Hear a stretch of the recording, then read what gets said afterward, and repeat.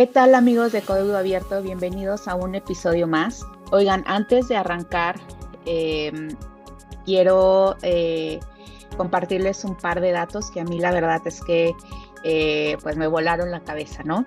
¿Sabían que en México ya hay casi de 1,100 empresas fintech operando? Eso nos pone como el segundo ecosistema más grande de toda América Latina. Nada más atrás de Brasil. México cuenta con cerca de 1,100 empresas fintech activas, incluyendo compañías locales y extranjeras con operaciones en el país, lo que nos posiciona como el segundo ecosistema fintech más grande de América Latina. Pero el dato que de plano me dejó pensando es este otro. El 77% de las fintech mexicanas ya está utilizando inteligencia artificial y eso les ha ayudado a bajar el fraude en más de la mitad. O sea, que ya no estamos hablando de el futuro de las finanzas. Es decir, que esto está pasando ahora mismo, ¿no? Y por si fuera poco, más de la mitad de la gente que tiene celular en México ya paga con billetera digital. El efectivo, poco a poco, está quedando en el pasado. Y pues para este episodio nos acompaña Adalberto Palma, alguien que le entiende de verdad a esto de la tecnología financiera y hacia dónde va todo esto. Adalberto Palma es un destacado especialista mexicano en el sector financiero, banca de inversión, gobierno corporativo, estrategia y política pública, con una trayectoria de más de 4 décadas en los sectores privado y público. Él es ingeniero bioquímico por el Instituto Tecnológico y de Estudios Superiores de Monterrey y cuenta con una maestría por la Universidad de Cornell. Además de esta formación especializada en estrategia y finanzas corporativas, también tiene una formación en liderazgo y financiamiento de proyectos. Su carrera profesional comenzó en el sector financiero, donde desarrolló una amplia experiencia en banca corporativa, finanzas, mercados bursátiles y banca de inversión. Adalberto, qué gusto tenerte en Código Abierto. Mucho gusto en saludarte. Es un privilegio poder platicar contigo y compartir algo de lo que mencionas. He vivido de los últimos 40 años de mi vida profesional. Muchas gracias, Alberto. Oye, para arrancar, quiero que nos ubiques un poco, tú que estás metido en esto del sistema financiero y la tecnología.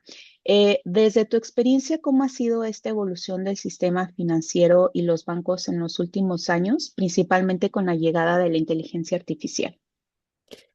Mira, déjame partir de una premisa que creo que es relevante. En el año 2000, creo que fue 2018, se promulga la ley FinTech en México.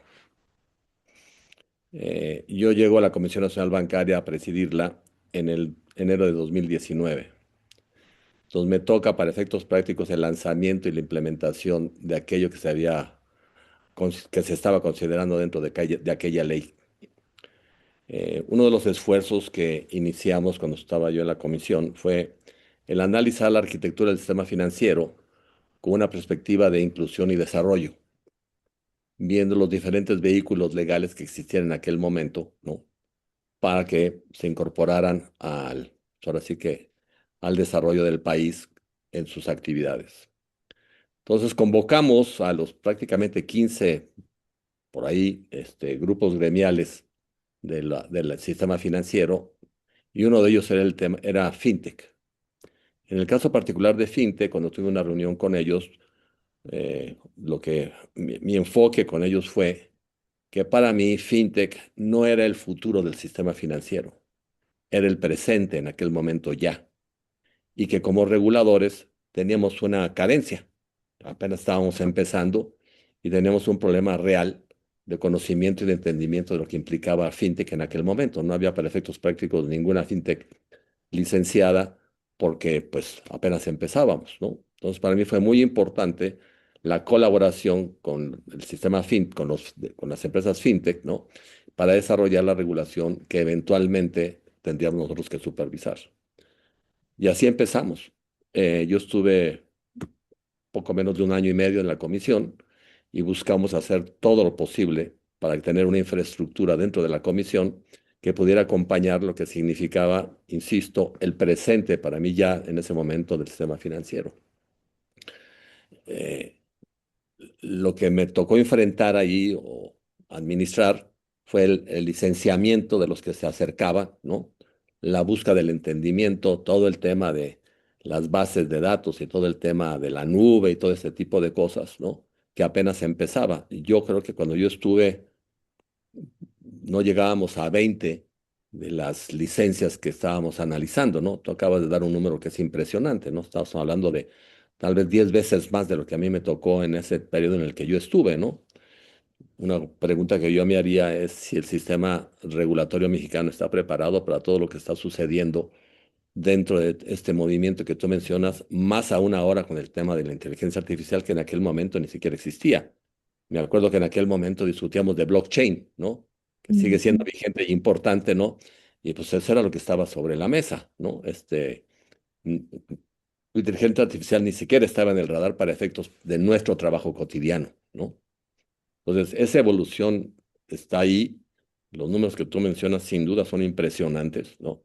Y lo más impresionante es la velocidad con la que eso está sucediendo.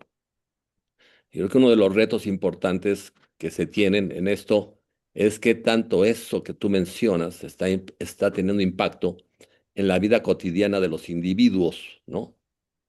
Que al final del día creo que pues, son los relevantes para efecto de todo esto, ¿no? O sea, sin duda las estructuras profesionales, el negocio, la rentabilidad, pues sin duda están ahí, pero para mí la clave de todo esto es el tema de inclusión. Una premisa de la que yo partía, o de la que partíamos entre la comisión, ¿no? El equipo de trabajo que me acompañó, era no solamente una inclusión financiera, sino eventualmente una inclusión social. ¿Cómo le haces para que esto tenga incidencia en el comportamiento cotidiano de las personas y en su bienestar, ¿no? Sé que esta palabra está ahora un poco venida menos o ahí usada en algún contexto político, pero pues esta es una realidad, ¿no? O sea, es cómo todo esto hace que la gente pueda vivir mejor, ¿no? Y creo que para mí ese es el reto más importante, ¿no? ¿Cómo lograr eso? O sea, estos números de fintech que tú mencionas, pues están teniendo impacto cotidiano en la vida de las personas. ¿Qué es eso? ¿Qué significa eso? ¿Eso es para bien? ¿Eso es para mal? Están sustituyendo empleados, trabajadores, ¿no? Eso tiene un impacto positivo en la sociedad, ¿no?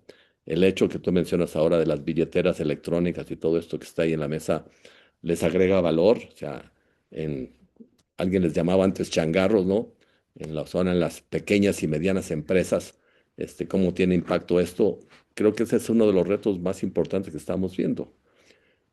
Y para terminar mi visión en este caso, mi respuesta a tu primera pregunta es, ¿qué tanto el sistema financiero realmente está viendo esto desde el punto de vista de la inclusión social que esto debería de tener como impacto, ¿no? Ahí para mí ese es uno de los retos más importantes, ¿no? Yo Sí, debo de hacer una revelación para que no se vaya a malinterpretar. Yo participo en el consejo de una IFPE, ¿no? Y de un banco digital, ¿no? Y estoy sorprendido, soy consejero independiente y estoy sorprendido de lo que pasa todos los días. Aquí no es de que pase, de que nos vemos cada 4 meses en la sesión de consejo, ¿no?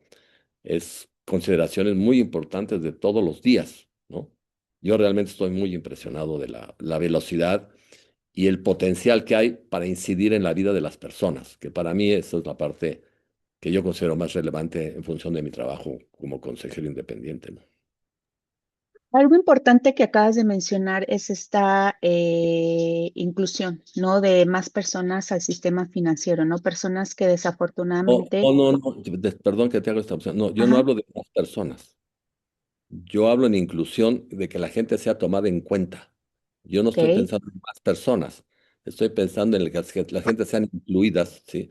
En su beneficio personal en lo que está sucediendo, ¿sí? Los que ya están, sin duda habrá más, ¿no? Pero hay perdón que te interrumpa en esto, pero no creo que está hay una bien. importante.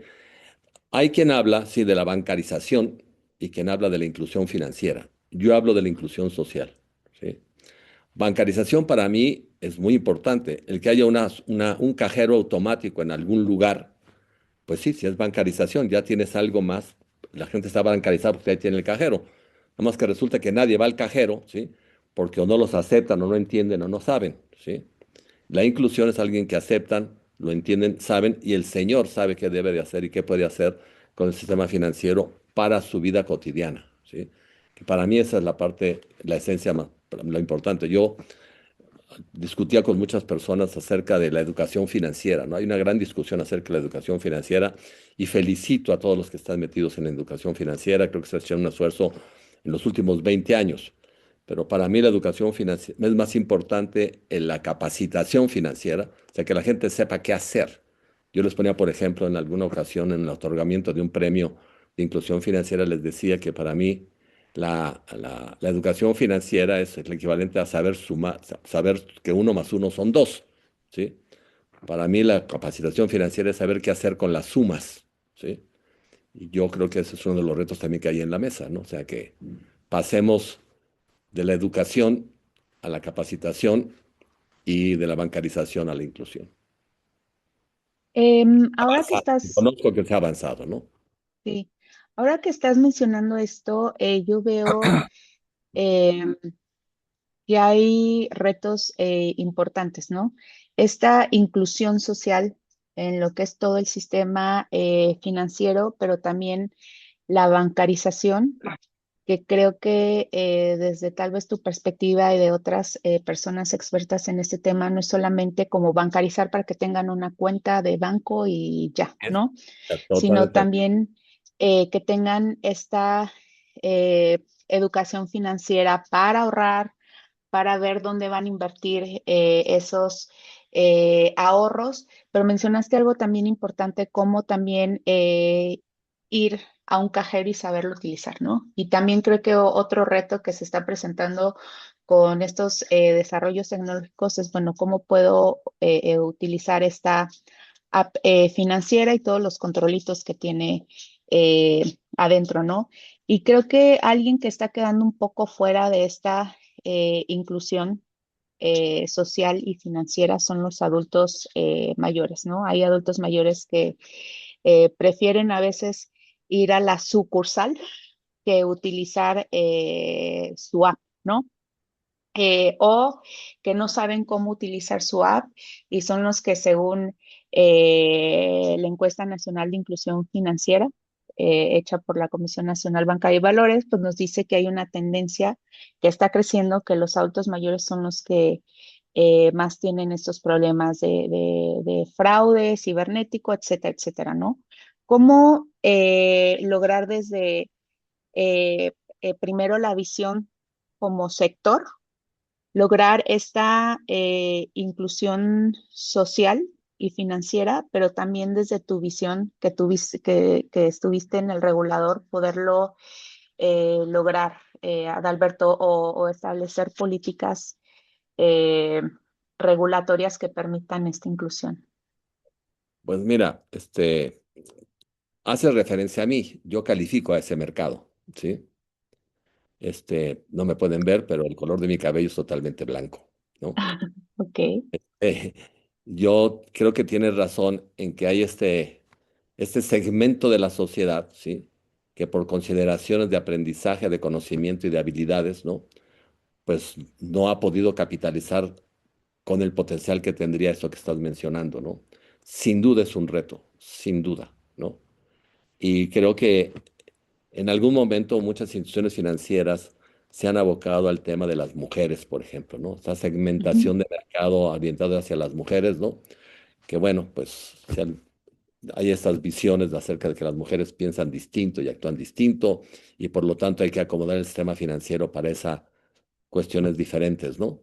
Yo creo que ese es uno de los retos que sin duda existen para el segmento de mercado que tú mencionas. Y pues resulta que, de acuerdo con la demografía del país, pues cada vez vamos a hacer más en ese segmento, ¿no? Entonces, el reto que tiene el sistema financiero, sin duda, es cómo ese segmento se puede beneficiar de estas herramientas que tú mencionas, ¿no? Yo siento que no es fácil, ¿no? Acostumbrados a lo que estamos acostumbrados a los cheques. Yo te voy a platicar una experiencia que tuve hace el año pasado, ¿no? Revisando mis archivos me encontré con cheques de viajero, ¿sí? No sé si la gente que está escuchando esto, cuánta gente sepa lo que son los cheques de viajero, ¿no? Explícanoslo. ¿Qué eran? Sí.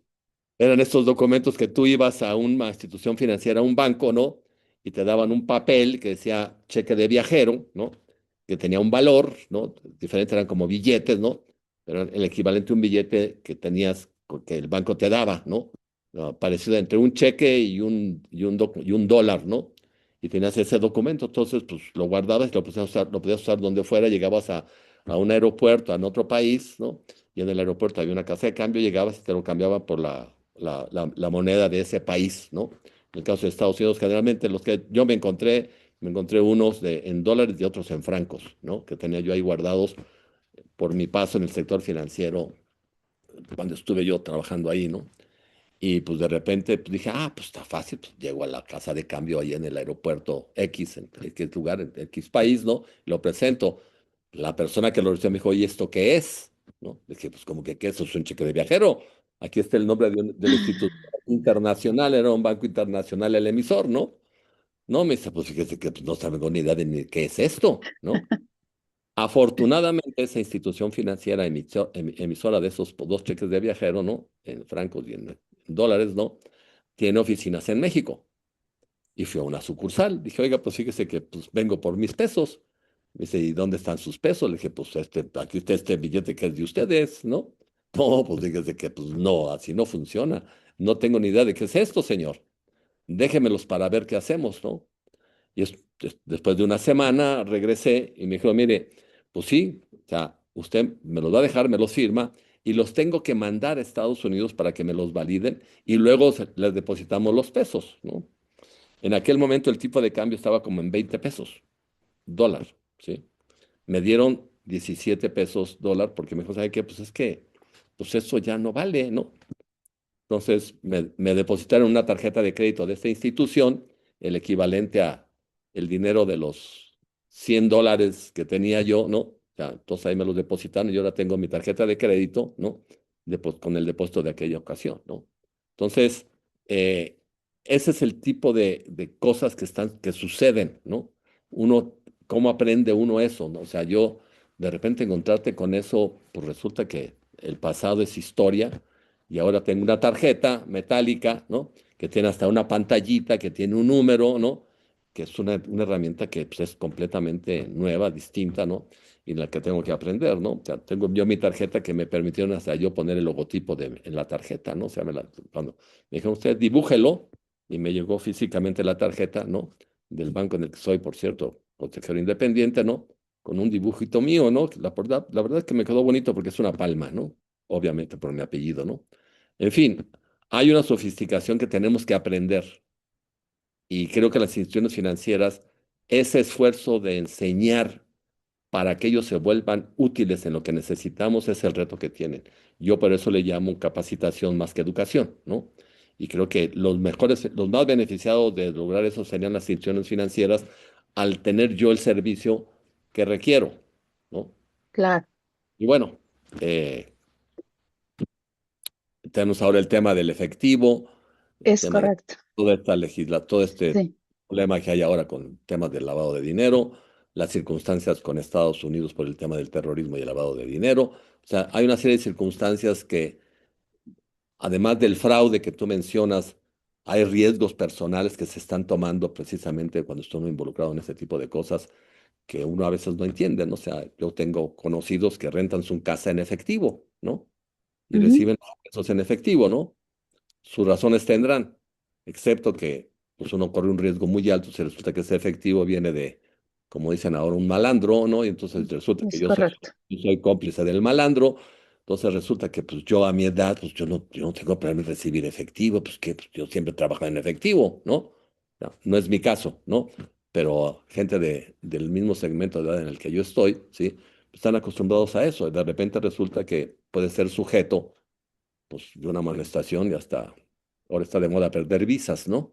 Entonces, no está fácil el asunto, ¿no? Hay una serie de complicaciones para mí relevantes que tenemos la gente de mi segmento de mi generación, ya no podemos ignorarlo y seríamos muy bien acompañados si el sector financiero tiene esa sensibilidad y esa simpatía por nuestra circunstancia, ¿no?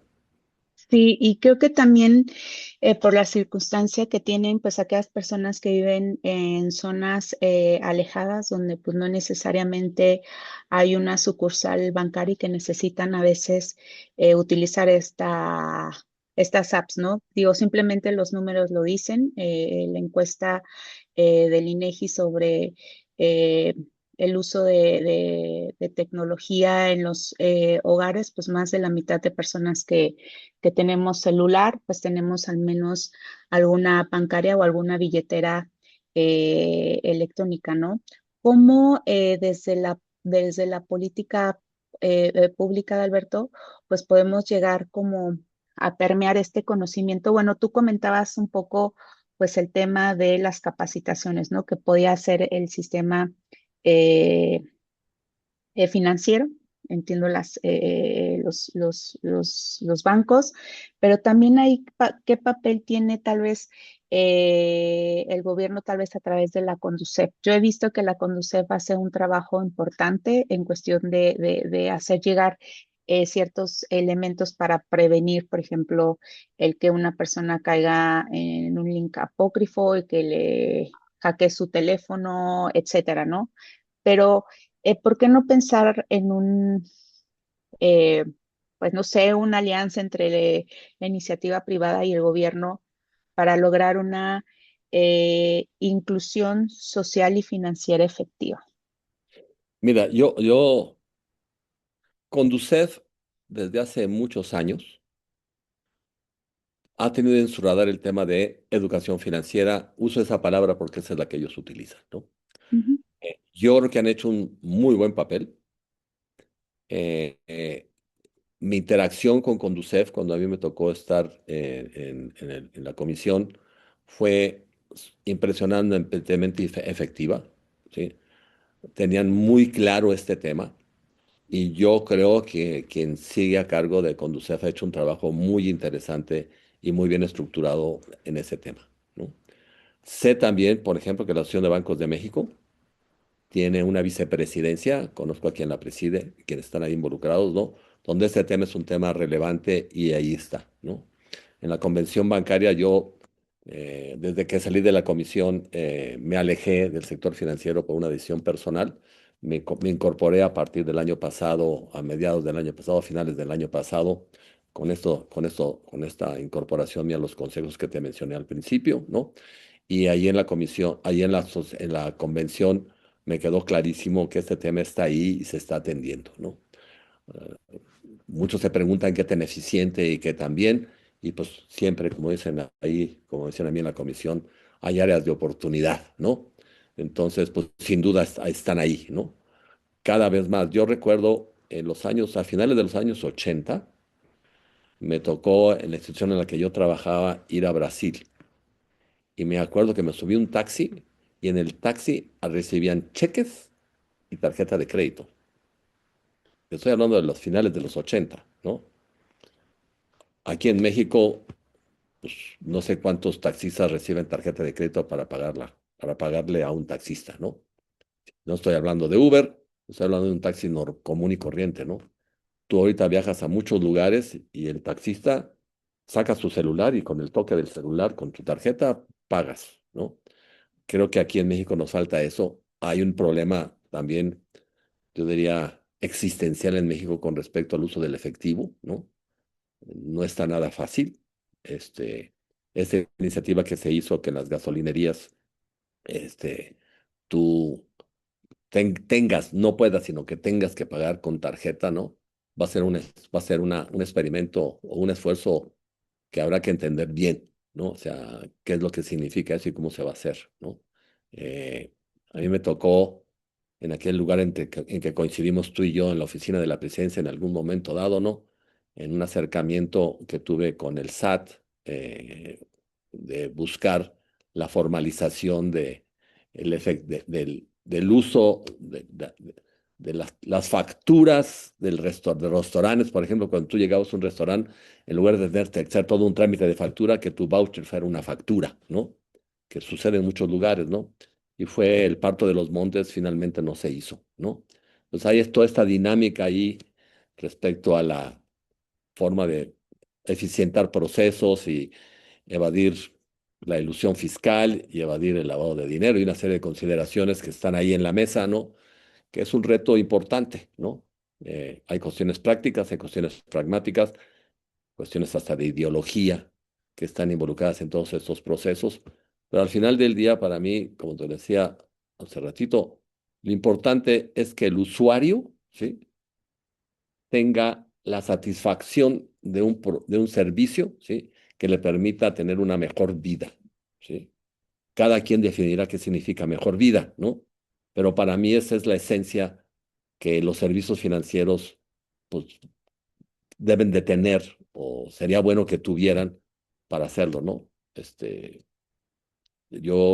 de la inteligencia artificial, esto de fintech, todo esto, ojalá y tengamos esa visión de que se trata de, insisto en la palabra y ni modo, un bienestar, ¿no? O sea, que nos sentamos mejor en nuestras vidas, en lo cotidiano, que eso tenga un impacto en lo cotidiano.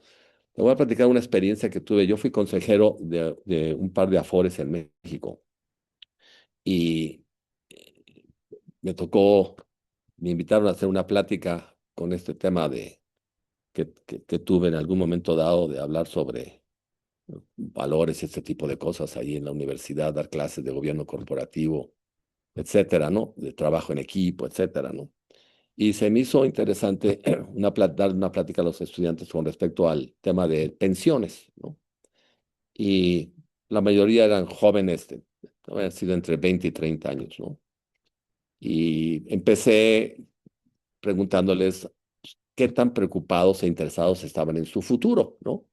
Que levantaran aquellos que tuvieran alguna inquietud de que su futuro fuera algo que tenían en la mente, ¿no? Obviamente todo el mundo levantó la mano, todos, ¿no? Luego les pregunté, bueno, ¿y cuántos de ustedes tienen una cuenta de ahorros o tienen una cuenta en una Afore, ¿no? Creo que levantaron como, deben de haber ido como 20 chavos, yo creo que ni tres levantaron la mano, ¿no? Le dije, pues entonces su futuro no les preocupa mucho. Le dije, porque si ustedes no están pensando en sus pensiones, en su ahorro, ¿no? Pues no les preocupa mucho, ¿no? Saliendo, todos se apuntaron en la fora en la que estaban ahí para ello, ¿no? Y yo creo que hay esta dinámica de interacción que el sistema financiero, yo creo que cada vez está más eficientemente haciéndolo. Y estas herramientas como este podcast y estos contactos, ¿no?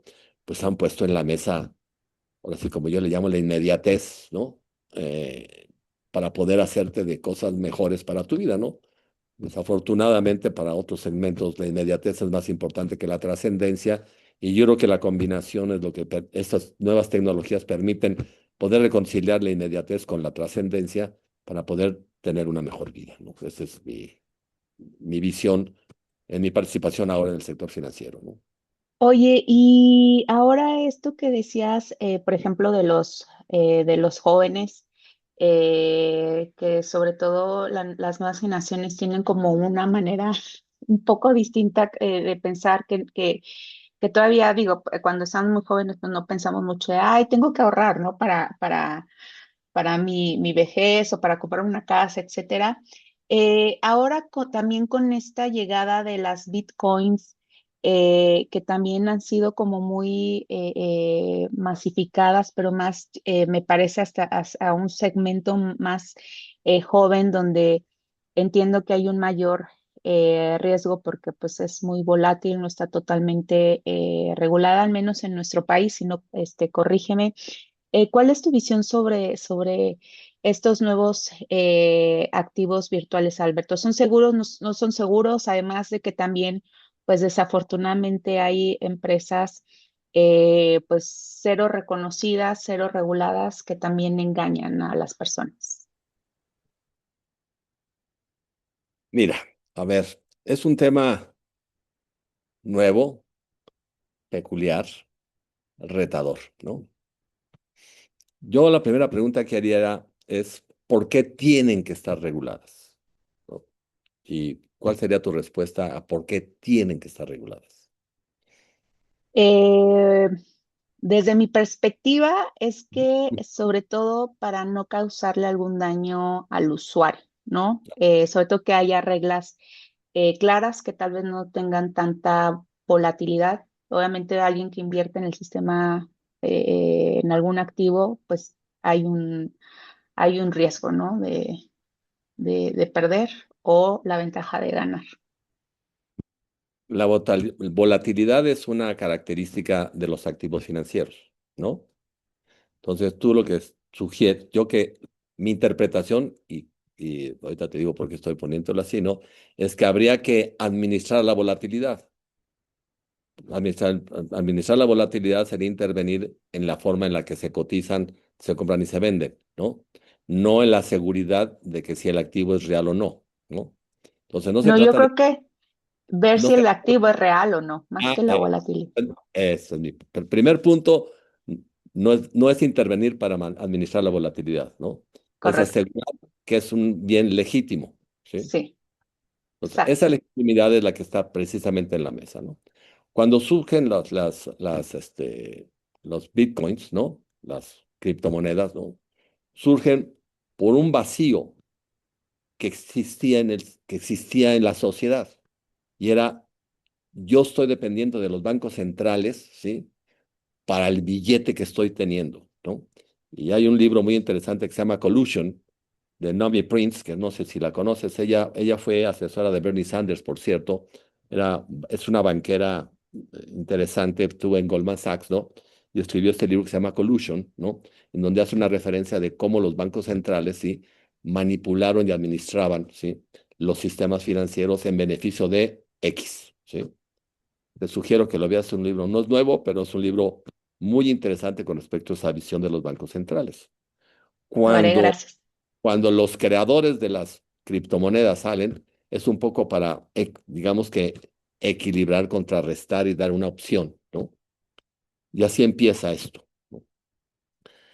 Se empieza a sofisticar, se empieza a generalizar, el crecimiento es bestial. Cuando yo estaba en la comisión, las criptomonedas se medio mencionaban, ¿eh? El tema que nosotros teníamos ahí pendiente era el tema de blockchain, ¿no? Ese era lo que veíamos. Las criptomonedas, pues ese era un tema, entre comillas, del Banco de México. Estábamos más o menos pendientes, pero no estaban en nuestro radar cotidianamente como responsabilidad, ¿no? Para cuando salgo de la comisión, o sea, yo salí en el 2020, ¿no? Para el 23, 24, ¿sí? Ya este tema de las criptomonedas era una cuestión totalmente generalizada. Resulta que yo me convierto parte del Global Advisory Board de Binance. Binance es uno de los exchanges relevantes, ¿no? Y la razón de que sí, Champagne Chang, que es el que creó Binance, ¿no? Decide conformar este grupo, era para formalizar desde la perspectiva del cliente, ¿sí? El tema de las criptomonedas específicamente, ¿no? Empezó el negocio con él en el 2015, creo que lo empezó por ahí, ¿no? Ya para este momento eran millones los que utilizaban su sistema y su exchange, ¿no? Y dijo, pues aquí tengo que empezar a ver, tengo que formalizar esto, ¿no? Entonces hizo esto Global Advisory Board, éramos 10 personas, ¿no? De 10 países distintos, por cierto, ¿no? Cada quien con una experiencia en el sector financiero y en la regulación, una combinación muy interesante de personajes, ¿no? El más ignorante de todos era yo, ¿no? Pero de una manera muy interesante para formalizar esto, para atender esta circunstancia que tú mencionas, ¿no? ¿Cómo hacerle para que las cosas no se hagan mal, ¿no? Resulta que Champagne Chang y Binance tuvieron que enfrentar un asunto de una, ¿cómo le llamaría yo? Pues en español sería grilla, ¿no? Que se generó, ¿no? En contra de este sistema alternativo para efectos prácticos, ¿no? Que pues quién lo controla y quién lo maneja, pues resulta que nadie, ¿no? Es blockchain, pues tú conoces cómo funciona esto, ¿no? Y entonces tuvieron que enfrentar un reto en Estados Unidos con el Securities and Exchange Commission, ¿no? Bastante complejo que los hizo pagar 4.500 millones de dólares, 3.000, 4.000 millones de dólares, ¿no? Como multa, ¿no? Se pagó, Champagne China acabó también en la cárcel un par de meses, ¿no? Finalmente con Trump fue exonerado, ¿no? Pero al final del día hubo todo este movimiento para, voy a usar la palabra, formalizar el tema de las criptomonedas de manera bien hecha. hay este otro cuate que no me acuerdo cómo se llamaba, que todavía está en la cárcel, que sí hizo lo que tú describes, ¿no? Abusó, utilizó dinero de un lado para el otro, no reportó, ¿no? Y el güey sigue en la cárcel, ¿no? Champagne Ah, Chang, sí, sí. Champagne Chang está afuera. Champagne Chang acaba de escribir un libro muy interesante acerca de su experiencia, que después te mando la referencia para que lo veas, ¿no? Sí, Este, y ahí está. ¿Qué pasa ahora? Que las criptomonedas ya están y ya son, ¿sí? ok, Entonces tú tienes dos opciones, usarlas o no usarlas, ¿no? Y yo creo que para mí ahí está el reto. ¿Por qué sí usarlas y cómo? Y ahí también hay un tema importante, ¿sí? Con respecto a las fintech ahora en México, ¿sí? Que están relacionadas, al menos conozco un par de ellas, ¿no? Están relacionadas con el tema de criptomonedas, ¿no? Y creo que hacen un papel relevante en términos regreso del tema de inclusión, ¿no? Los activos de criptomonedas son complejos de entender. No es una acción, ¿sí? En la que tú sabes que la entidad que emitió la acción produce un bien, ¿no? Que tú lo tienes a la mano o lo digieres o te lo pones, ¿no? O te subes en él, ¿no? Entonces, pues ese papelito que tienes tiene que ver con eso, ¿no? En las criptomonedas no es así necesariamente, ¿no? Es una cuestión un poco, no sé si usar la palabra eh, más inmaterial o más difícil de sentir, ¿no? Pero el hecho es que ya están y ya son. Y yo conozco personas que cuando entraron con las bitcoins, por ejemplo, entraron a un valor, hablando de volatilidad, de 12 15 dólares, ¿no? Ahorita creo que ayer cerró como en 60,000 o 50 y tantos mil, ¿no? Entonces, ¿tú crees que a esta persona que conozco le preocupó la volatilidad si empezó con 12 dólares y ahora está en en lo 60,000? absoluto.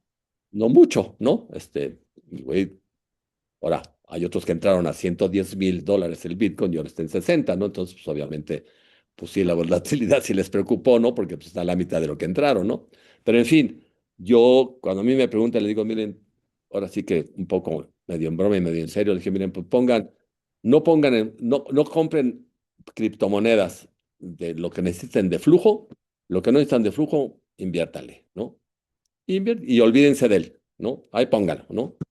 Y no de que todos los días están viendo a ver cómo está ahí, cómo está y qué pasó, ¿no? Pero ya es algo que ahí está, ya llegó para quedarse, ¿no? Vale la pena tomarla en cuenta, ¿sí? Y considerarla como una forma, vamos a decirle, de inversión. Sí, hay que tener mucho cuidado, como hay que tener cuidado con todo aquello que es nuevo y que uno no entiende, ¿no? Entonces, asesorarse, investigar, ¿no? Y tomar decisiones con conocimiento. Creo que es la clave para entrar en este tipo de cosas, ¿no? La autoridad sin duda tiene un reto, sin duda. Yo recuerdo que el BIS a nivel mundial, ¿no? Se resistía muchísimo al tema de las criptomonedas, ¿no? Y ahora tienes que muchos bancos centrales emitieron criptomonedas, ¿no? Entonces, algo aprendieron en el camino y algo decidieron que tenían que hacer con algo que era realidad y que ahí estaba, ¿no? Entonces, creo que insisto, llegaron para quedarse y lo que hay que hacer es hacer las cosas bien. Es como lo voy a sobresimplificar, es como una tarjeta de crédito, ¿no? Una tarjeta de crédito, si uno no la maneja bien y uno no hace las cosas como debe de hacerlas, pues acaba teniendo problemas, ¿no? Y es una cosa física que ahí la tienes y la ves, ¿no? Entonces, tú no dejarías en un restaurante una tarjeta en la mesa con tu número de acceso y tu clave ahí a un lado, ¿no? Pues no, Claro, no. Hay gente que lo hace, desafortunadamente. A mí me ha tocado tener pláticas con amigos que me llaman para platicarme de los fraudes en los que han caído y ni para qué te platico lo que han hecho, ¿no? O sea, digo, oigan, pues es que lo que hicieron será, por así que ponerse de pechito, como diríamos en México, ¿no? Este, y gente que supuestamente sabe y entiende el sistema financiero y todo, ¿no? Este, hay gente que invierte en acciones y que no sabe que las acciones que las que invierte están en el Indeval. Entonces de repente les entran perdón por la expresión, las ñáñaras de que qué está pasando con mi acción si esta casa de bolsa tiene un problema. Le dije, pues lo que está pasando con tu acción es que está en el Indeval, ¿no? Una exacto. casa y una acción no es lo mismo que un ahorro y un depósito en un banco, ¿no? Yo estoy muy sorprendido con esta, entre comillas, ignorancia financiera de gente que, pues, pues sorprendentemente tiene esa ignorancia, ¿no? Oye, Adalberto, y para ir cerrando la conversación, algo que últimamente pues nos ha llamado la atención a todos, pues son estos nuevos bancos que pueden ofertar una tarjeta o un crédito sin la necesidad de comprobar ingresos, ¿no? Creo que la mayoría de los mexicanos, pues algunos pues son comerciantes, no tienen la forma de comprobar pues ingresos de manera mensual o el ingreso mensual pues no es el mismo cada mes con mes. ¿Qué nos puedes compartir sobre estos nuevos productos financieros que inclusive utilizan herramientas de inteligencia artificial y pues nube que son bancos digitales? Mira, yo creo que la parte más seria de esto tiene que ver con la prevención del lavado de dinero, ¿sí? Ninguna de estas instituciones que tú mencionas se puede dar el lujo, y sabemos lo que pasó en el último año con tres instituciones financieras, ¿sí? Que fueron, por cierto, hasta donde yo sé, sin evidencia y sin pruebas, ¿sí? Acusadas de temas que tienen que ver con terrorismo, ¿no? Esa es la palabra clave bajo la cual sufrieron lo que sufrieron, ¿no? No fue lavado de dinero, sino fue la calificación de terrorismo que se dio a ese tipo de actividades, ¿no? Eh, Eso para mí es lo más importante que tienen que cuidar estas entidades financieras que tú estás mencionando, ¿no? Las que yo conozco y con las que estoy familiarizado hacen un trabajo excepcional para poder asegurarse de que tal cosa, sí, está cubierta, ¿no? Otra cosa distinta es el tema del crédito, ¿no? Los burós de crédito, el buró de crédito y el círculo de crédito, las dos entidades que hacen este tipo de cosas, ¿no? Eh, pues ahí están las herramientas para que los bancos, los intermediarios, ¿no? Se hagan de la información correspondiente para este tema, ¿no? Sí hay instituciones que se saltan eso, nada más que se la saltan, pero tienen que hacer una reserva de 100% de lo que están haciendo. O sea, tiene un costo importante, ¿sí? Pero son dos cosas distintas. Una cosa es prevención de lavado de dinero y otra es el tema que tiene que ver con la exposición crediticia que se tienen con los clientes, ¿no? Son dos cosas distintas, ¿no? Insisto, de los que yo conozco que están en el sistema de banca digital, ¿sí? Me queda clarísimo y conozco y sé de eso, ¿no? Porque lo he vivido, ¿no? Es una disciplina muy, muy importante con respecto al tema de prevención del lavado de dinero. Para mí ese es ahorita delicadísimo ese tema, ¿no? Y por cierto, es delicadísimo no nada más para las instituciones financieras, sino para cualquiera, como lo mencioné hace ratito, respecto a la interacción con efectivo y este tipo de cosas, ¿no? ¿Vamos a salirnos del tema del efectivo en México eventualmente? No lo sé, ¿no? Hay países que lo han medio logrado, la India es uno de ellos, ¿no? En el trabajo aquel en que coincidimos tú y yo en algún momento, hubo pláticas importantes con el IFE, perdón, con el INE, con la Secretaría de Gobernación y con la Oficina de la Presidencia respecto a buscar cómo hacerle para las identificaciones y toda esta circunstancia, ¿no? Que pues, finalmente yo salí, ya creo que no hubo seguimiento, ¿no? Pero creo que sí hay un reto que no se puede ignorar con respecto al riesgo del sistema financiero y al riesgo personal que se incurre cuando uno participa en él, sin duda, ¿no? No se puede ignorar. Oye, Adalberto, y para concluir, me gustaría que nos pudieras compartir qué es lo que sí tenemos como país eh, para lograr esta inclusión social y financiera en el país y qué es lo que nos falta hacer.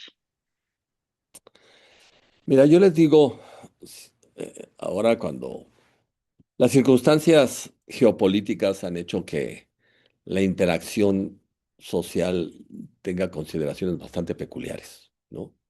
Eh, esto que le sucedió a estas tres instituciones mexicanas, que para mí fue una desgracia, ¿no? Y sigue siendo una desgracia, ¿no? Tiene que ver con esta geopolítica nueva, ¿no? Y no podemos aislarnos en lo cotidiano de ello. Ya prácticamente a todos nos tiene una incidencia, ¿no? El país tiene muchas necesidades y para mí esas necesidades ofrecen oportunidades para quienes responsable, interesada y responsablemente están dedicados a buscar resolverlas, ¿no?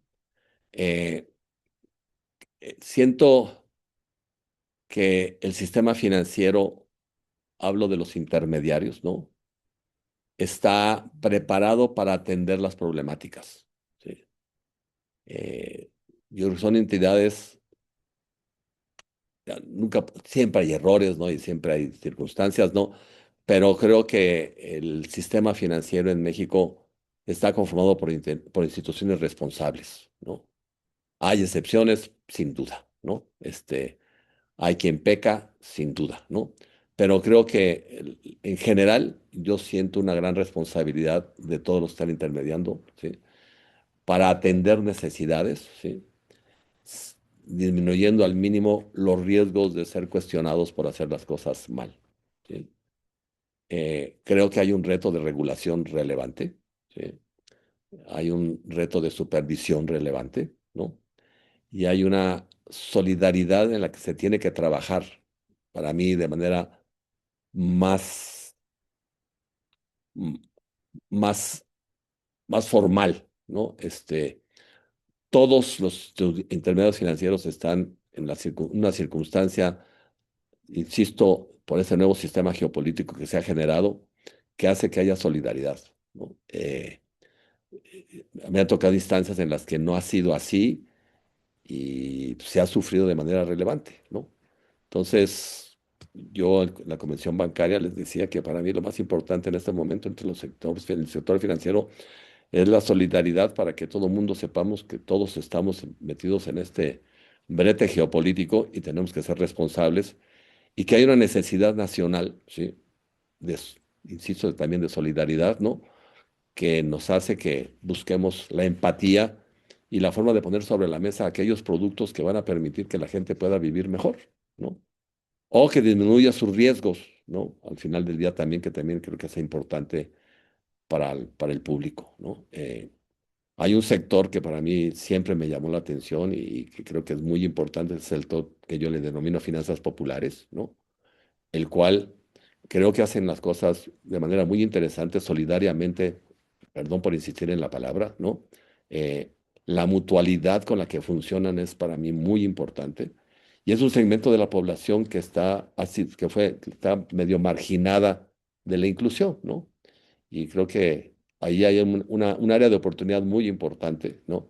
De quienes están buscando en el cooperativismo, en las cajas de ahorro, en este tipo de vehículos, están buscando hacer cosas para mí relevantes en un segmento de la población que lo necesita, ¿no? Y que en momentos como los que estamos viviendo es un segmento que debería estar atendido y siendo organizado de una manera, desde el punto de vista de la regulación.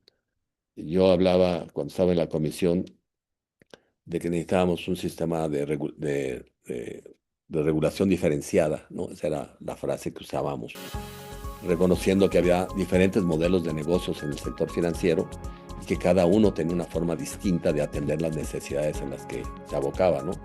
Y que teníamos que reconocer que tú no puedes tratar una cooperativa como un banco, ¿no? O una casa de bolsa como una SOFOM o una SOFIPO, ¿no? Cada uno tiene una forma distinta y atiende mercados distintos de manera distinta y habría que entenderlo, ¿no? En fin, eso quedó ahí y los que les encargan ahora de lo que tienen que encargarse sabrán qué hacer con respecto a la regulación, ¿no? Y creo que ahí hay una área de oportunidad. Totalmente. Pues Adalberto, te agradezco mucho que hayas estado en este episodio de Código Abierto y esperamos que nos puedas acompañar nuevamente. Giselle, te lo agradezco muchísimo y te felicito por tu persistencia y insistencia en tratar de agregar valor y poder incidir en las personas de manera positiva. Así es que felicidades y cuenta conmigo cuando se necesite. Gracias, Adalberto. Hasta luego, amigos. Nos vemos la próxima semana en un episodio más de Código Abierto.